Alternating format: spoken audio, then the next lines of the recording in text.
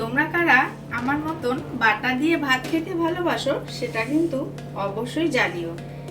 আজ ভাবলাম একটু বাটা করব, সেটাও আজকে আমি তোমাদের সাথে শেয়ার করছি। হ্যাঁ, দেখো আমি কি বাটা করি।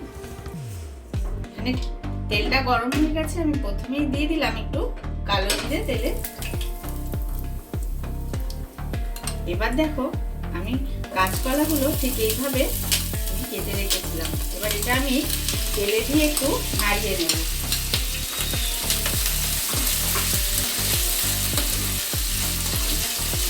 আর দিয়ে দিচ্ছি 5-6টা শুকনো লঙ্কা,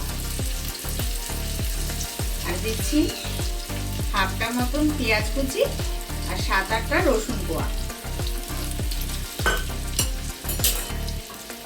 এবার এগুলো একটু আমি ভালোভাবে ভেজে নেব।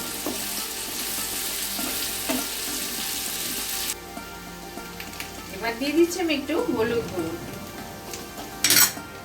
আর দিচ্ছি সামান্য লবণ।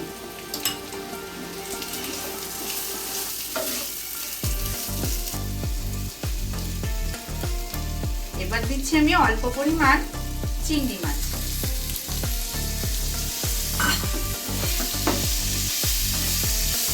এগুলো একটু আবারও ভালোভাবে আমি ভেজে নেব, নিয়ে তারপর দেখাচ্ছি আমি।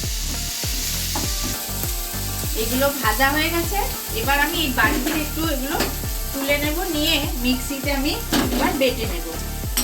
আপনারা চাইলে এটা শিলেও কিন্তু বেটে নিতে পারেন, তবে আমি কিন্তু মিক্সিতেই করব।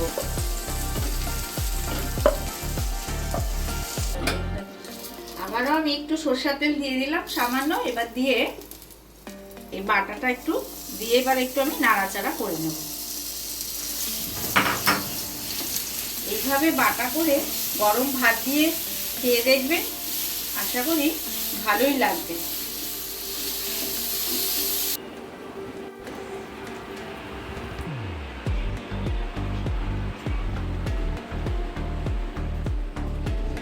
এই ধরনের বাটা দিয়ে আপনারা কারা আমার মতন ভালোবাসেন খেতে, অবশ্যই কিন্তু জানাবেন।